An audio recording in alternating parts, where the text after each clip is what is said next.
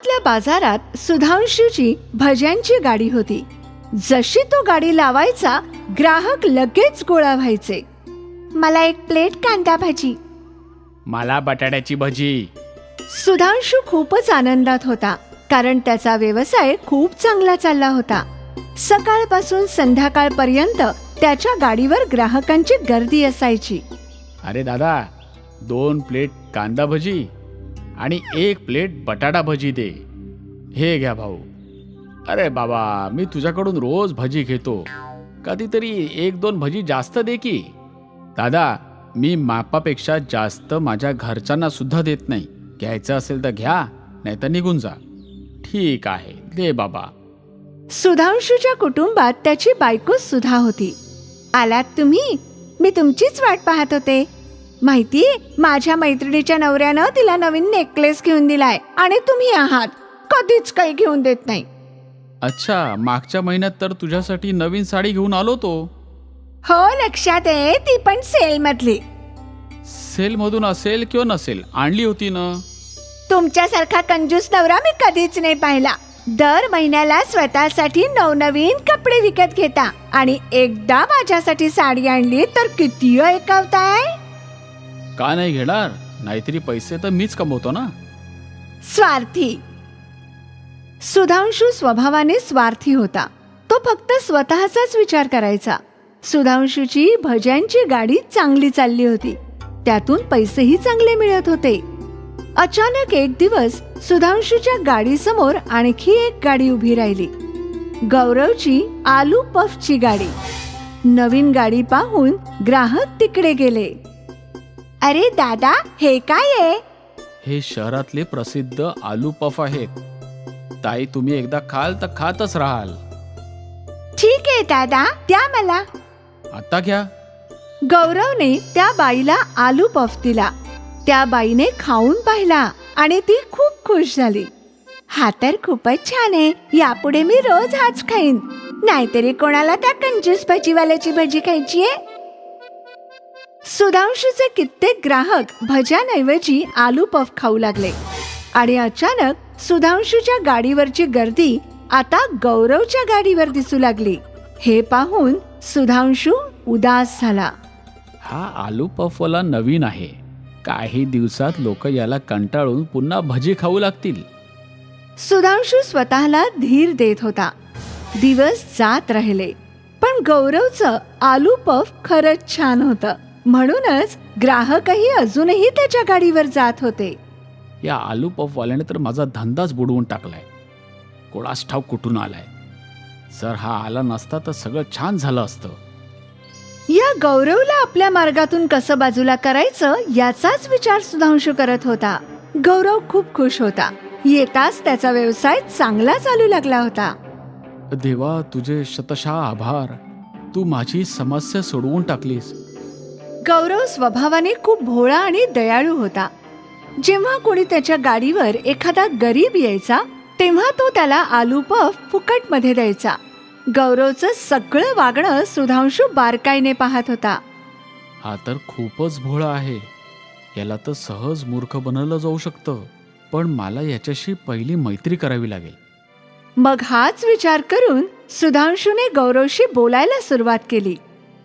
अरे भाऊ, काय म्हणताय? छान चाललंय, तुम्ही बोला. मी ऐकलंय तुमचे आलू पफ खूपच चविष्ट आहेत. कधीतरी आम्हालाही खाऊ घाला. अरे घ्या ना. गौरवने सुधांशूला आलू पफ दिला. सुधांशूने चव घेतली. अरे वा, हे तर खूपच छान आहेत. अगदी नवीन प्रकार आहे. मज्जा आली खाऊन. तुम्हाला आवडलं ना? हेच खूप आहे. हा आयटम तर तुम्ही दुकानात ठेवायला पाहिजे.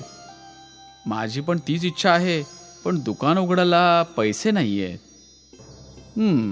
तसं मी दुकान टाकणार आहे.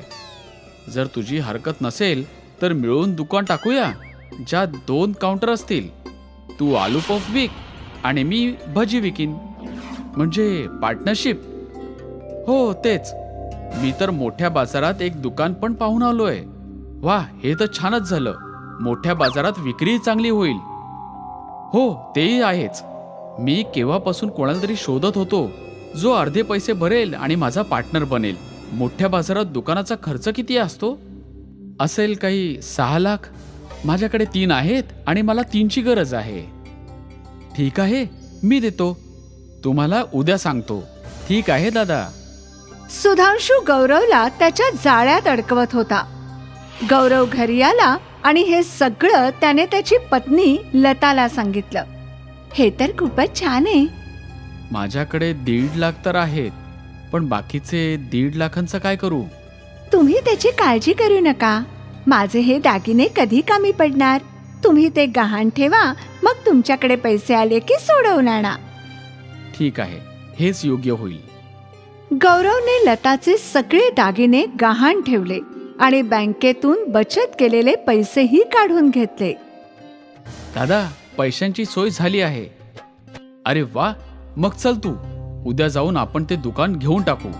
ठीक आहे दादा.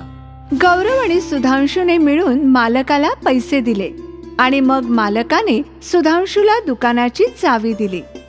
शेवटी आपलं स्वप्न पूर्ण झालं. हो, आता एक तू काम कर. तू तुझ्या गाडीवर जा. मी इथे दुरुस्ती आणि 2 काउंटर लावून घेतो. निदान त्यावेळेत तू काहीतरी कमवशील ना. ठीक आहे दादा. गौरव त्याच्या गाडीवर गेला आणि आलू पफ विकू लागला. काही दिवस उलटले. सुधांशूची भजीची गाडी बंदच होती. एका आठवड्यानंतर जेव्हा गौरव दुकान पाहायला गेला, तेव्हा त्याने पाहिलं की सुधांशू आधीपासूनच तेथे भजी विकत होता आणि दुकानात फक्त एकच काउंटर होतं. अरे दादा, काउंटर तर मस्त आहे, पण माझा काउंटर कुठे आहे? कोणता काउंटर? कणाचे काउंटर?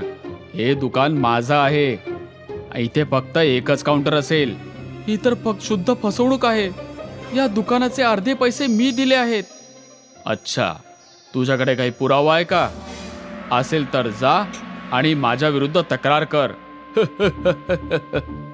गौरवला कळत नव्हतं काय करावं. त्याची सगळी बचत वाया गेली होती.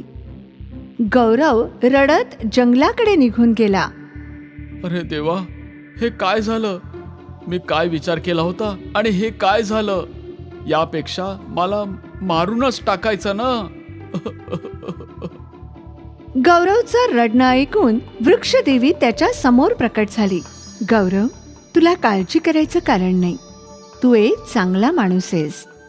तू अनेकांना मदत केली आहेस आणि तोच चांगुलपणा आता तुझ्या कामी येईल. ते कसं काय? या झाडाच्या ढोलीत हात घाल. जे काही तुला मिळेल ते तुझं आहे.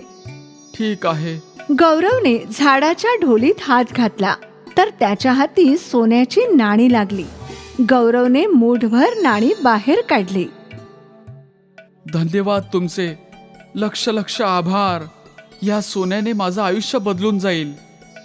लक्षात ठेव, चांगलं काम करायला विसरू नकोस. मी नेहमीच लोकांचे भलं करेन.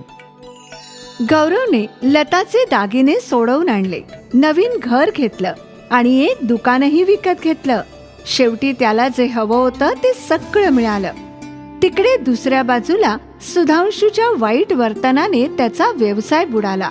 त्याला दुकान विकावं लागलं आणि तो पुन्हा रस्त्यावर आला. म्हणून म्हणतात, भलं करा तर भलं होईल आणि वाईट कराल तर वाईट होईल.